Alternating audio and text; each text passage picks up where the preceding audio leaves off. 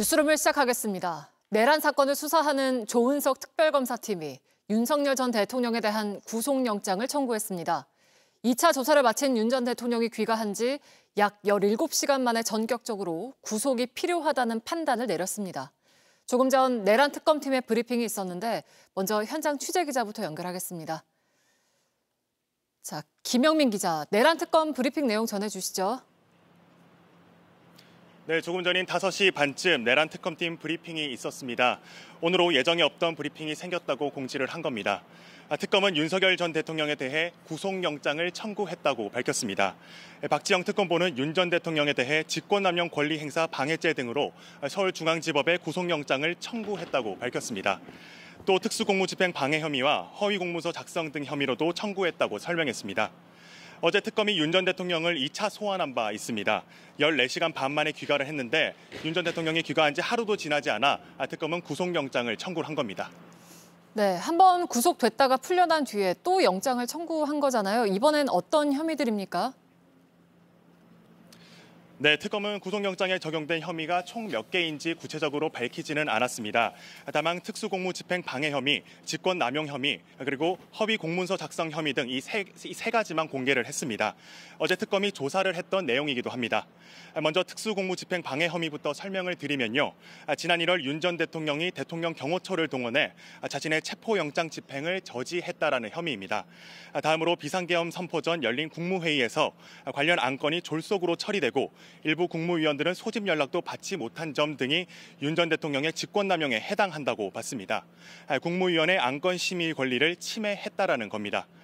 허위 공문서 작성 혐의는 사후 비상계엄 선포문 작성 의혹과도 연관이 됩니다. 강희구 당시 대통령실 부속실장이 비상계엄 해제 후 계엄 선포문을 사후 작성했다가 폐기한 걸로 알려졌는데 윤 전 대통령이 여기에 서명을 했다라는 의혹입니다. 이번 구속영장에는 계엄 선포 전 북한의 공격을 유도했다는 외환 관련 혐의는 포함되지 않은 것으로 확인됐습니다. 윤 전 대통령 측은 이런 혐의에 대해 대부분 부인한 것으로 알려졌습니다. 지금까지 내란 특검 사무실 앞에서 JTBC 김영민입니다. 네, 윤석열 전 대통령에게 청구된 두 번째 구속영장입니다. 어떤 의미인지 특검 취재하고 있는 기자와 좀 더 자세하게 이야기 나눠보겠습니다. 연지환 기자가 나와 있습니다. 자, 조사가 끝난 지 만 하루도 지나지 않아서 구속영장을 청구했어요. 그렇습니다. 윤석열 전 대통령은 어제 14시간 조사를 끝마친 뒤인 밤 11시 55분쯤 내란특검 사무실이 위치한 서울 고검 밖으로 나왔습니다. 귀가 약 17시간 만에 나온 전격적인 구속영장 청구인데요. 특검은 오늘 오후 5시 20분에 구속영장을 청구했다고 밝혔습니다. 먼저 직접 들어보겠습니다. 특검은 금일 17시 20분 윤석열 전 대통령에 대해 직권남용 권리행사 방해죄 등으로 서울중앙지법에 구속영장을 청구하였습니다. 이렇게 되면 지난 1월 17일 공수처가 서부지법에 윤석열 전 대통령에 대한 구속영장을 청구한 뒤에 나온 수사기관에 의한 두 번째 구속영장입니다. 당시 윤 전 대통령은 헌정사상으로는 처음으로 현직 대통령 신분으로 구속이 됐습니다. 네, 이번엔 어떤 혐의가 적용이 됐습니까? 이미 내란 혐의는 재판이 진행 중입니다. 기소 이후에 들어선 특검은 국무위원들에 대한 직권남용과 외환 그리고 체포 저지 관련 혐의의 수사를 집중해 왔습니다. 네. 박지영 특검보는 영장에 들어있는 죄명은 직권남용, 허위 공문서 작성, 그리고 특수공무집행 방해 등이라고 설명을 했습니다. 외환 혐의는 일단 빠졌습니다. 먼저 직권남용은 계엄 국무회의에 참석하지 못한 국무위원들을 피해자로 판단하고 심의에 참여할 심의권을 침해한 혐의로 파악이 됩니다. 이미 재판에 넘겨진 군경에 대한 국회 봉쇄, 국회의원 체포 등 말고도 이 혐의와는 별개인 혐의인 건데요. 네. 또 특수공무집행 방해 혐의는 체포 저지와 비화폰 삭제 지시와 관련한 혐의입니다. 네, 증거인멸 정황도 이제 파악을 하고 있다고 하는데 이건 어떤 내용인가요? 네, 영장에 적시된 허위 공문서 작성 혐의와도 관련이 되는데요. 새로 추가된 혐의입니다. 네. 앞서 저희 JTBC 보도로 특검이 허위 공문서 작성 혐의도 수사한다 이런 사실이 전해졌는데요. 계엄 선포 이틀 뒤인 지난해 12월 5일 강희구 전 실장은 비상계엄 선포 문건을 만들었습니다. 한덕수 전 총리가 서명했고 윤 전 대통령도 결재했는데요. 문제될 것을 우려한 한 전 총리가 없던 일로 하자고 해서 결국 폐기됐습니다. 특검은 이 일련의 과정이 증거인멸에 해당한다고 판단한 걸로 파악이 됩니다. 네, 외환 혐의는 왜 빠졌나요? 특검이 이 부분도 집중적으로 들여다봤잖아요. 네, 맞습니다. 특검은 군의 무인기 관련 관계자를 소환 조사하는 등 외환 혐의 다지기에도 속도를 내왔습니다. 어제 윤 전 대통령의 조사에도 외환과 일반 이적재 혐의 조사도 이루어진 것으로 파악이 되는데요. 네. 이번 영장에 적시되지는 않았습니다. 먼저 박지영 특검보는 외환은 조사 중에 있고 조사할 양도 많이 남아있는 상황이라 범죄 사실에 포함시키지 않았다, 이렇게 오늘 브리핑에서 설명을 했습니다. 일단 수사 진행이 상대적으로 많이 된 혐의로 우선 신병 확보를 시도한 뒤에 추가적으로 외환 혐의는 규명해 나갈 것으로 보입니다. 네, 그럼 앞으로는 어떻게 되는 겁니까? 네, 서울중앙지방법원은 윤 전 대통령의 영장심사 일정이 나오면 공지하겠다고 했습니다. 어디까지나 가정이지만요. 만약 이번에 구속영장이 발부된다면 지난 3월 8일 석방된 뒤 넉 달 만에 윤 전 대통령은 다시 수감되게 되는 거고요. 반대로 기각된다면 특검의 수사는 차질이 불가피한 만큼 이번 구속영장 청구가 특검의 첫 시험대가 될 것이다, 이런 전망이 나오고 있습니다. 네, 저희가 추가로 취재하고 있는 내용들은 뉴스 말미에 특검 사무실 연결해서 다시 한번 전해드리겠습니다. 지금까지 연지환 기자와 함께했습니다. 트럼프 미국 대통령이 12개 나라의 상호 관세율을 통보하기로 한 날짜가 내일로 다가왔습니다. 미국과의 관세 유예 기한도 이틀 뒤면 끝납니다. 트럼프 행정부의 관세 조치를 둘러싼 막판 협상을 위해서 여한구 통상교섭본부장에 이어 오늘 위성락 국가안보실장도 워싱턴으로 향했습니다. 최규진 기자입니다. 위성락 국가안보실장은 인천공항에서 기자들과 만나 한미 간 통상과 안보 관련 협의가 중요한 국면을 맞고 있다고 했습니다. 지난달 이재명 대통령 대신 참석한 나토 정상회의에서도 관련 협의를 이어왔다며 이번 방문은 그 연장선이라고 강조했습니다. 지금 협의 국면이 좀 중요한 상황으로 들어가고 있기 때문에 제 차원에서의 관여를 좀 늘리고 있고 그런 차원에서 제가 방미를 하게 되었습니다. 위 실장은 오는 8일까지 워싱턴에 머무르며 미 고위 당국자들과 주요 현안에 대한 실무 협의에 나설 예정입니다.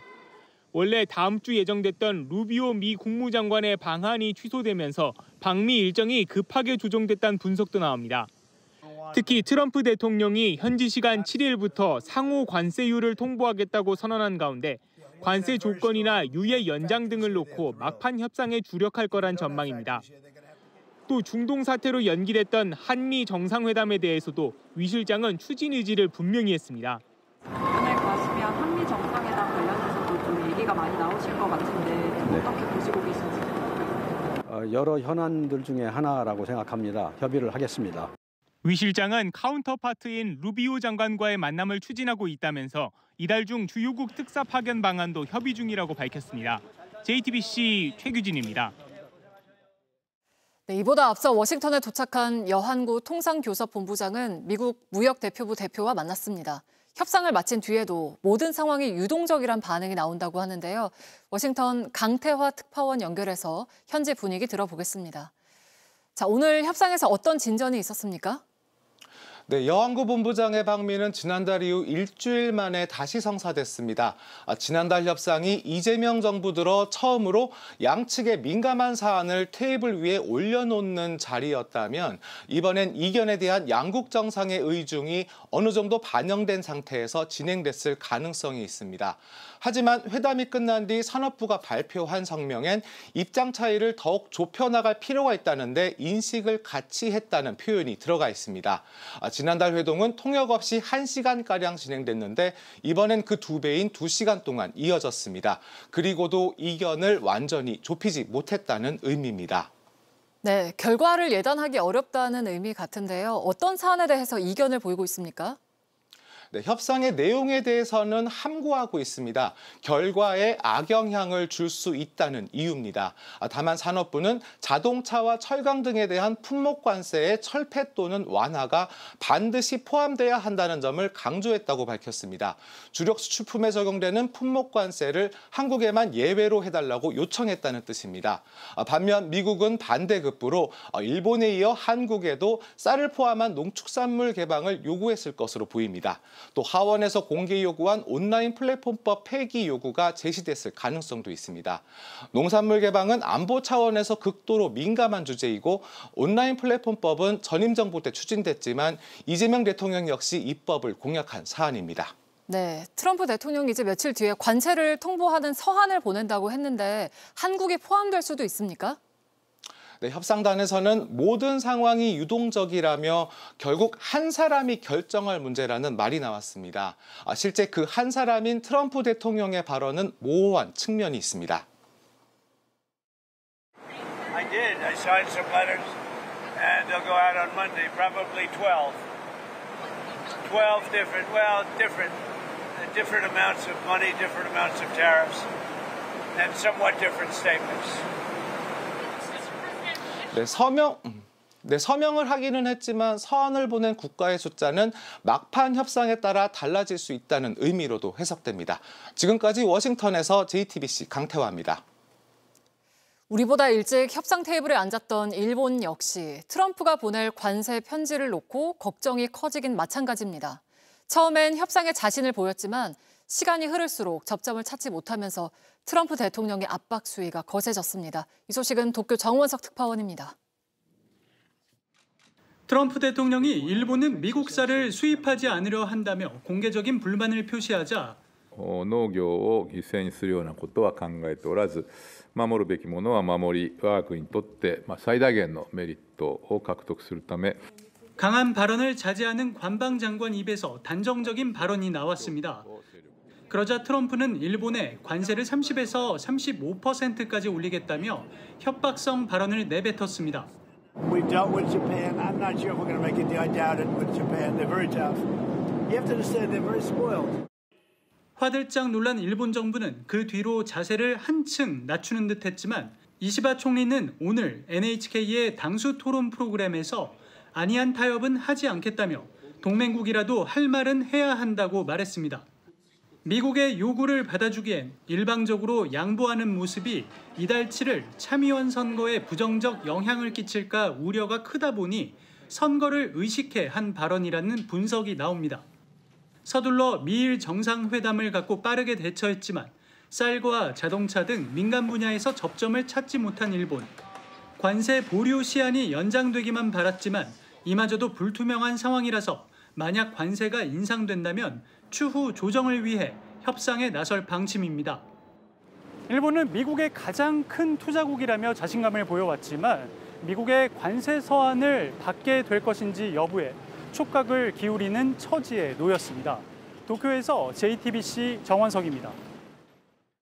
네, 지금부터는 허준영 서강대 경제학부 교수와 함께 자세하게 짚어보겠습니다. 어서 오세요. 네, 이제 여항구 본부장 같은 경우에는 실리를 최대화하는 그 방향으로 협상을 하겠다라고 했는데 어느 정도의 합의를 이루어낼 거라고 전망을 하시나요? 신정부가 우리나라 새 정부가 들어오고 나서 사실 관세 협상 이번에 이제 두 번째고요. 사실은 관세 협상이라는 게 워낙 여러 품목들을 다루고 있다 보니까 이게 한두 번에 되지는 않습니다. 네. 그런 측면에서는 당장 어떤 결과가 나온다기보다는 협상의 시간을 조금 더 버는 그런 정도의 협상 전략을 취하고 있지 않나라고 보고 있습니다. 네, 트럼프 대통령 같은 경우에는 12개 나라에 관세 부과율을 적은 편지를 보내겠다고 했는데 거기에 우리나라가 포함되어 있을까요? 저는 포함 안 돼 있을 가능성이 크다고 생각하는 게요. 지금 말씀드린 것처럼 어쨌든 간에 한국은 협상의 시간을 좀 더 두고 보자라는 것들을 아마 미국이 감안하고 있을 거고요. 그 이유 중에 하나는 뭐 미국도 한국이 좀 원하는 부분, 뭐 조선이라던가 우리나라에서 이제 미국산 LNG를 사다 쓴다거나 이런 것들에 대해서 미국도 조금 아쉬운 부분이 있거든요. 네. 그런 측면에서는 그 12개국은 포함 안 돼 있을 것 같습니다. 그러면 협상 마감 시한은 8일이지만 실제 관세 부과는 8월 1일인 걸로 이제 알려져 있는데요. 그 사이에 협상의 여지가 좀 남아 있다고 보시는 건가요? 네, 그렇죠. 이게 협상의 끝이 아닌 거죠. 왜냐하면 트럼프 대통령도 얼마 전에 8월 1일부터 상호관세율을 높여서 그때부터 돈이 미국 들어오기 시작할 거다라고 얘기했던 것도 있고요. 그러면 사실 8일 날 협상이 끝난다고 보기보다는 그날 12개국한테 심지어 편지가 간다고 하더라도 네. 그 국가들한테 너네들 좀 힘내서 좀 더 속도를 높여. 이런 식의 채찍질이지 그것이 관세의 끝을 얘기하는 건 아닐 것 같습니다. 네, 그리고 위성락 국가안보실장도 오늘 미국으로 떠났는데 관세 협상에는 좀 어떤 영향이 있을까요? 아무래도 이제 안보 쪽을 하시는 분이다 보니까요. 관세 협상과 함께 우리가 사실 미국하고 갖고 있는 협상의 또 다른 의제는 안보, 우리 이제 국방비나 이제 방위비 협상, 거기다가 최근 들어선 주한미군의 지위를 어떻게 할 것인지 이게 대만까지 뭔가 방위 범위를 넓힐 것인 이런 이슈가 있기 때문에 네. 이 전반적인 큰 틀에서 협상을 하고 있는 것이 아닌가라고 봐야 될 것 같습니다. 네, 그 한미 정상회담 일정도 이제 논의가 같이 될 텐데 그것도 변수가 될 수 있을까요? 아무래도 트럼프 대통령이 좋아하는 게 관심, 어텐션이다 보니까 어떻게 보면 지도자들끼리 만나서 뭔가 통큰 합의나 굉장히 트럼프에게 득이 되는 것 같은 정치적으로 득이 되는 것 같은 결론들이 나는 걸 좋아하는 분이어서 제가 보기에는 정상회담이 가지는 그런 분명히 전시 효과 같은 것들이 있다고 생각합니다. 네, 그 우리나라는 상호 관세 25%를 최대한 낮추는 데 이제 주력을 할 것으로 보이는데 어떤 전략, 어떤 협상 카드가 필요하다고 보시나요? 그러니까 협상 카드라는 게 상대방이 원하는 게 뭔지를 알아야 되는데요. 미국이 하고 싶은 두 가지인 것 같습니다. 하나는 제조업 보완이라는 게 있고요. 그리고 또 하나는 더 크게 보면 중국을 배제한 글로벌 공급망의 재건이라는 것이 있을 것 같습니다. 네. 그러면 그 안에서 한국이 할 수 있는 역할들, 조선이라든가 에너지, 인공지능, 반도체 이런 데서 분명히 한국이 좋은 파트너가 될 수 있을 것이다라는 것을 아마 확인시키는 그런 과정일 것으로 보입니다. 그 이미 관세 협상을 마친 영국이나 베트남 사례에서 참고할 만한 그런 전략이 있을까요? 영국의 사례는 참고할 만한 게 하나가요. 미국하고 협상을 잘 하다 보니까 관세, 품목 관세 같은 것도 철강도 좀 낮춰주고 자동차도 좀 낮춰주고 이럴 수 있다라는 건데 우리 같은 경우는 영국은 사실 미국에 대해서는 무역 적자국이거든요. 미국이 오히려 영국의 무역 흑자를 보고 있어서 우리가 대량으로 지금 무역 흑자를 미국으로 보고 있는 상황에서 좀 영국하고 동일한 입장은 아닐 거라고 그 얘기는 이제 우리에게 원하는 바가 좀 더 영국보다는 많을 거라고 생각합니다. 지금도 미국 관세의 영향으로 자동차와 철강 수출이 감소를 하고 있는데 만약에 추가 관세가 부과될 경우에 우리 경제에는 어떤 영향이 있을까요? 그러니까 전 세계 보편 관세 10%만 부과돼도 무역협회 같은 데서는 우리나라 수출이 한 2% 정도 감소할 수 있다고 하는데요. 우리나라 GDP에서 수출이 차지하는 비중이 한 35% 정도 됩니다. 그렇게 계산을 해보시면 이게 얼마나 큰 숫자인지 아실 수 있을 것 같습니다. 네. 그 추가 관세로 인한 수출 타격에 대해서 우리 정부와 기업 입장에서는 좀 대응할 수 있는 방안으로는 어떤 게 있을까요? 관세는 굉장히 큰 정책입니다. 기업 차원에서 미국과 상대하기에는 굉장히 버거운 정책이고요. 이건 정부가 앞에 나서줘야 되는 거고요. 그냥 나서면 되는 것이 아니고 우리 카드도 알아야 되지 않습니까? 네. 기업들에게 우리가 가진 카드들을 끊임없이 기업들과 소통하는 과정 필요할 것 같습니다. 네, 알겠습니다. 허준영 교수와 함께했습니다. 고맙습니다.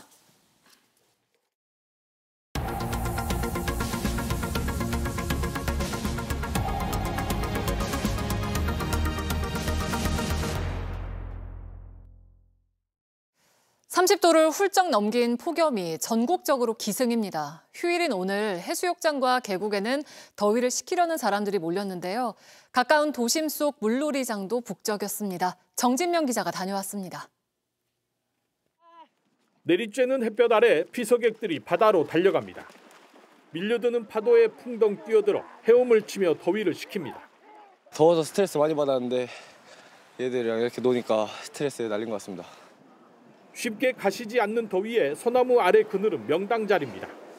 솔솔 부는 시원한 바닷바람에 몸을 맡깁니다. 엄마 아빠를 따라 나선 아이들은 조개를 캐며 추억을 쌓습니다. 시원해졌어요. 뭔가 발만 담궜는데도 머리까지 쭉 시원해진 것 같아요. 산속 계곡은 자리를 찾기 힘들 정도입니다. 시원한 계곡물에 몸을 담그면 천국이 따로 없습니다.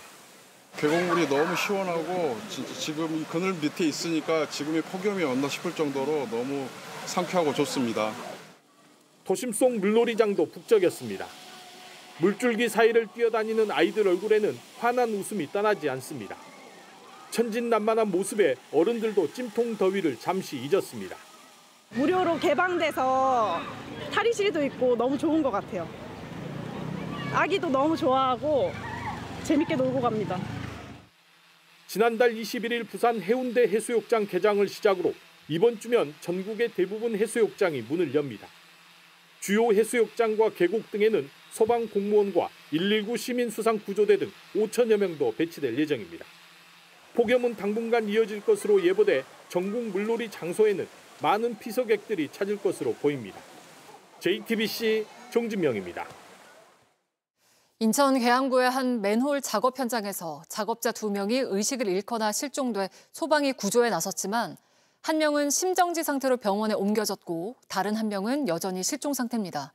또 전북 임실에서는 노부부가 타고 있던 전동 스쿠터가 농수로에 추락해 한 명이 숨졌습니다. 사건 사고 소식 김재현 기자입니다. 소방구조대원이 맨홀 아래로 내려갑니다. 잠시 뒤 신호를 보냅니다. 곧이어 소방대원들의 다급한 목소리가 들립니다. 오늘 오전 9시 20분쯤 인천 계양구의 한 맨홀 작업 현장에서 맨홀 안으로 사람이 빠졌다는 신고가 접수됐습니다. 출동한 소방구조대원이 40대 남성 A씨를 구조했지만 심정지 상태로 발견돼 병원으로 옮겨졌습니다. 또 다른 50대 남성 B씨는 찾지 못해 수색을 이어가고 있습니다. 경찰과 소방에 따르면 오수관 내 CCTV 설치 작업을 하던 중 한 명이 쓰러졌고 다른 한 명이 구조를 위해 들어갔다 실종된 것으로 알려졌습니다. 건물 안 복도가 희뿌연 연기로 가득합니다. 오늘 오전 7시 20분쯤 전북 부안의 한 수련원 2층 사우나실에서 불이 나 투숙객 87명이 대피하고 3명이 다쳤습니다. 경찰과 소방당국은 수련원 관계자와 목격자들을 상대로 정확한 화재 원인을 조사하고 있습니다. 어제 저녁 7시 반쯤 전북 임실군에선 노부부가 타고 있던 전동 스쿠터가 1.5m 아래 농수로로 추락했습니다. 이 사고로 스쿠터를 몰았던 80대 남편은 가벼운 부상을 입었지만 함께 타고 있던 80대 아내는 목숨을 잃었습니다. 경찰은 구분길에서 사고가 난 것으로 보고 자세한 사고 경위를 파악 중입니다. 들것에 실린 한 남성이 크레인으로 옮겨집니다. 어제 오후 3시 반쯤 강원도 양양의 한 도로에서 내리막길을 달리던 SUV 차량이 가드레일을 들이받고 7m 아래로 떨어졌습니다. 차량 제동장치가 제대로 작동하지 않은 걸로 추정되는 이 사고로 60대 남성 등 4명이 크고 작은 부상을 입고 병원에서 치료를 받고 있습니다. JTBC 김재현입니다. 2026학년도 대입 수능 시험 날짜가 11월 13일로 확정 발표됐습니다. 올해 고3이 된 황금 돼지띠 수능생에 재수생까지 늘어서 최근 10여 년 사이 가장 입시 경쟁이 치열할 거란 전망입니다. 이희정 기자입니다. 한국교육과정평가원은 오는 11월 13일 목요일 치러지는 수능에서 킬러 문항을 배제하면서도 적정 변별력을 확보하겠다고 밝혔습니다. 시험 문항 중 절반은 EBS 교재와 강의와 연계해 출제하고 6월과 9월 모의평가 결과를 분석해 수능 난이도를 조정하겠다는 겁니다. 지난 6월 모의평가에서 국어는 지난해 수능과 난이도가 비슷했고 영어, 수학은 쉬웠다는 평가를 받았습니다. 절대평가인 영어에서 5명 중 1명이 1등급을 받은 만큼 본 수능에서는 변별력이 높아질 걸로 보입니다. 특히 올해는 응시생이 역대급으로 많을 전망입니다. 2007년생 황금 돼지띠가 고3이 되면서 재학생은 지난해보다 2만 8천 명 늘었고 졸업생 등 이른바 N수생도 1,100명 늘었습니다. 실제 지난 모의평가에는 50만 3천 명이 응시해 2011년 이후 가장 많았습니다. 최근 사회탐구 응시생이 급증한 것도 변수로 꼽힙니다. 사탐의 부담을 느낀 이과생이 사탐 과목으로 갈아타는 사탐 러닝 현상이 굉장히 강도 높게 나타나고 있기 때문에 금년도 입시에서는 탐구 영역이 대단히 중요한. 전문가들은 또 올해 의대 모집 정원이 다시 줄면서 상위권 이공계의 합격선 예측이 어려울 것으로 예상했습니다. 수능 응시 원서 접수는 다음 달 21일부터 9월 5일까지 12일간 진행됩니다. 올해부터는 본인이 직접 PC나 휴대전화에서 응시원서 사진을 등록하고 내용을 입력할 수 있습니다. JTBC 이희정입니다. 지난 한 해 폐업자만 100만 명이 넘어선 걸로 조사됐습니다. 관련 통계를 집계한 이래 30년 만에 처음 있는 일입니다. 고금리와 내수 부진이 맞물린 가운데 코로나로 누적된 적자와 빚을 감당하지 못하고 폐업을 택한 자영업자가 늘었기 때문인 것으로 보입니다. 박준호 기자입니다. 상점 곳곳이 텅 비었습니다. 유리문에는 임대 안내 문구만 덩그러니 붙어 있습니다.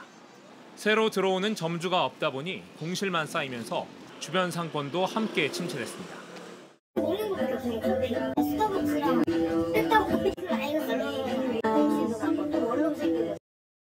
지난해 폐업 신고를 한 사업자는 100만 8,200여 명. 1995년 관련 통계 집계 이래 100만 명을 넘어선 건 처음입니다. 폐업자는 2019년부터 3년 연속 감소하다가 2023년부터 상승세로 돌아섰습니다. 금리가 오르면서 코로나 시기 누적됐던 부채를 더 이상 견디지 못하고 결국 폐업을 택한 것으로 분석됩니다. 특히 소매업자의 타격이 컸습니다.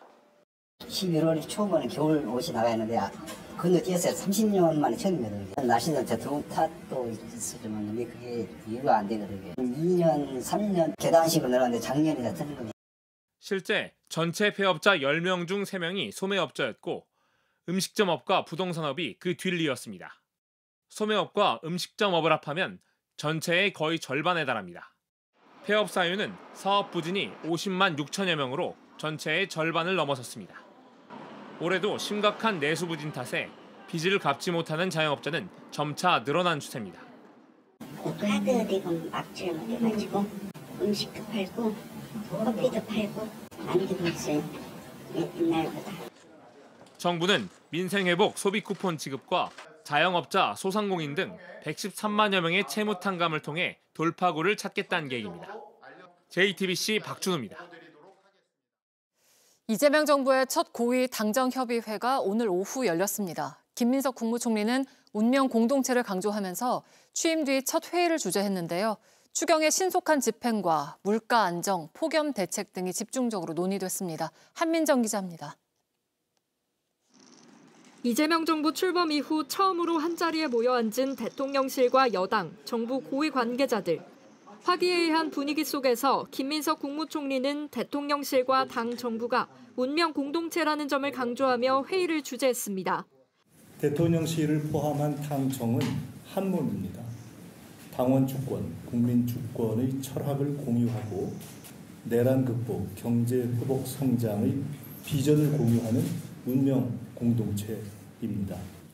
그러면서 첫 회의 안건으로 전날 국무회의를 통과한 추경, 그리고 민생 지원의 효과를 신속하게 극대화하는 방안을 올렸습니다. 그러자 여당에서는 다시 한번 추경의 신속한 집행을 촉구했습니다. 본격적인 휴가철 전에 민생회복, 소비 쿠폰 등을 집행해야 소비 진작과 소득 지원 효과를 거둘 수 있습니다. 다시 한번 신속한 집행을 요청드립니다. 강훈식 대통령 비서실장도 추경 집행을 비롯한 초반 국정 운영에 힘을 싣기 위해서는 내각 구성을 빨리 마무리 지어야 한다며 여당의 협조를 요청했습니다. 이재명 정부도 출범 한 달 만에 간신히 우리 총리만 취임하게 되었습니다.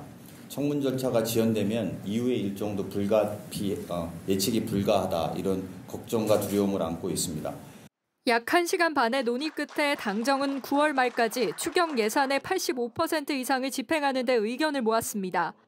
또 가공식품 인상률을 최소화하는 방안을 적극 검토하는 등 체감 물가를 잡는 데 총력을 기울이기로 했습니다.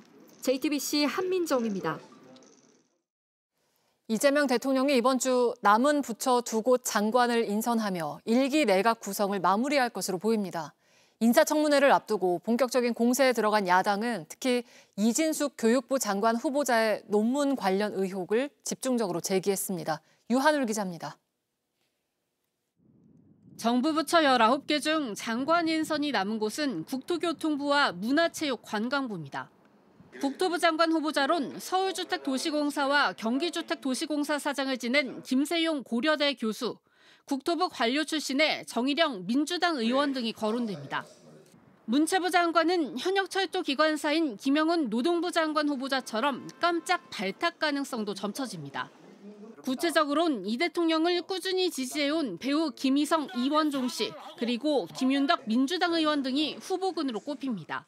대한민국의 문화적 영향력을 키우면 우리가 세계적인 강국으로 선도 국가로 갈 수 있지 않겠냐. 너무 복잡하게 막 고민하다 보니까 이걸 다 할 수 있는 사람이라 해야 되는데. 장고 중인 이 대통령이 이번 주엔 내각 구성을 마칠 것으로 보이는 가운데 국회 인사청문 일정도 하나둘씩 잡히고 있습니다. 오는 14일 강선우 여가부 장관 후보자를 시작으로 15일엔 권오을 보훈부 장관 후보자 등 3명, 16일엔 김영훈 후보자에 대한 인사청문회가 열릴 예정입니다.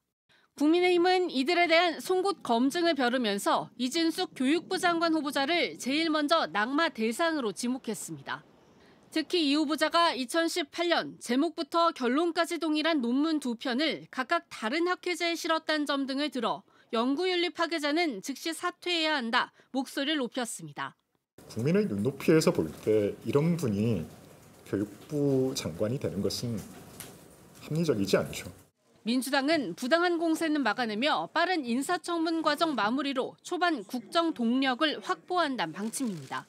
JTBC 유한울입니다. 테슬라 최고 경영자인 일론 머스크가 새로운 당을 만들겠다고 했습니다. 미국인에게 자유를 돌려주겠다면서 당 이름은 아메리카당으로 지었습니다. 감세 정책 등을 놓고 트럼프 대통령과 갈등을 빚던 끝에 결국 창당을 택했습니다. 김태영 기자입니다. 일론 머스크가 현지 시간으로 5일 자신의 X에 올린 글입니다. 머스크는 찬반 2대1 비율로 여러분들은 새 정당을 원하며 그것을 갖게 될 것이라고 썼습니다. 그러면서 오늘 아메리카당이 여러분들에게 자유를 돌려주기 위해 창당된다고 밝혔습니다. 머스크는 전날 X를 통해 실시한 신당 창당을 묻는 여론조사에서 찬성 65%, 반대 35%의 결과를 얻었습니다. 머스크는 낭비와 부패로 우리나라를 파산시키는 일에 대해 말하자면 우린 민주주의가 아닌 일당제에서 살고 있다고 강조했습니다. 미국의 거대 양당인 공화당과 민주당이 사실상 한통속이라며 싸잡아 비판한 겁니다. 머스크는 지난 대선 당시 트럼프 대통령을 적극 지원했고 대선 직후엔 정부 효율부 수장을 맡는 등 트럼프의 최측근으로 꼽혀왔습니다. 하지만 머스크가 트럼프 대통령이 추진한 감세와 대규모 지출 계획 등이 포함된 법안에 공개적으로 반대하며 두 사람은 멀어지기 시작했습니다. 트럼프 대통령이 머스크 추방까지 거론하는 등 갈등은 격해졌고 해당 법안이 발효되자 결국 머스크도 신당 창당을 선언한 것으로 풀이됩니다. 머스크는 내년 11월 중간선거에서 일정 정도의 의석을 확보해 트럼프 대통령의 일방적인 법안 처리를 막는 캐스팅 보트 역할을 노릴 거란 해석이 나옵니다. 다만 워싱턴 포스트는 머스크의 신당은 양당제 선호 구조를 비롯해 여러 장애물을 넘어야 한다며 여러 측면에서 제3당이 성공하기 힘든 환경이라고 전망했습니다. JTBC 김태영입니다. 네, 앞서 윤석열 전 대통령에 대한 구속영장이 청구됐다는 소식 전해드렸는데요. 여기에 대한 윤 전 대통령 측의 입장도 나왔다고 합니다.